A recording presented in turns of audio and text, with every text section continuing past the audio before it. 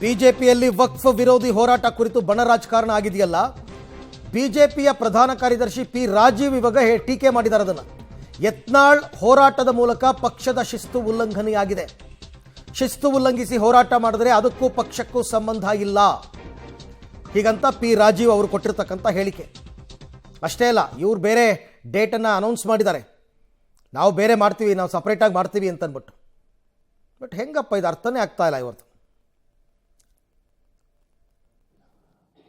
ಮಾನ್ಯ ಯತ್ನಾಳ್ ಅವರ ಹೇಳಿಕೆಗಳು ಪಕ್ಷಕ್ಕೆ, ಪಕ್ಷದ ಕಾರ್ಯಕರ್ತರಿಗೆ ಮುಜುಗರವನ್ನು ಉಂಟು ಮಾಡಿದ್ದಕ್ಕೆ ಇಲ್ಲಿಯವರೆಗೆ ಅವರಿಗೆ ರಾಜ್ಯ ಮಟ್ಟದಲ್ಲಿ ಯಾವ ರೀತಿ ತಿಳಿ ಹೇಳಬೇಕು ಅನ್ನುವಂತಹ ಪ್ರಯತ್ನಗಳು ಆಗಿದ್ದಾವೆ.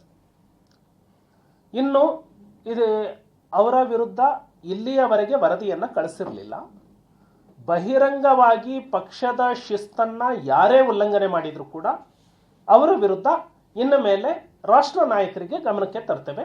ಸೊ ಯತ್ನಾಳ್ ಅವರ ಈ ತೀರ್ಮಾನದ ಬಗ್ಗೆ ರಾಷ್ಟ್ರ ನಾಯಕರಿಗೆ ಪಕ್ಷ ಗಮನಕ್ಕೆ ತರುತ್ತೆ.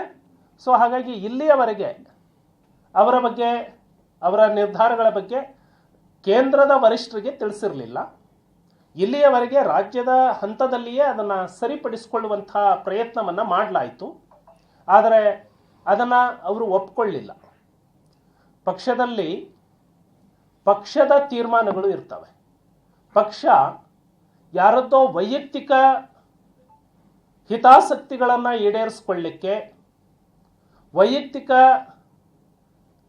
ಯಾವುದೋ ಹಿಡನ್ ಅಜೆಂಡಾಗಳನ್ನು ಈಡೇರಿಸಿಕೊಳ್ಳಿಕ್ಕೆ ಪಕ್ಷ ವೇದಿಕೆ ಆಗೋದಕ್ಕೆ ಅವಕಾಶ ಇಲ್ಲ.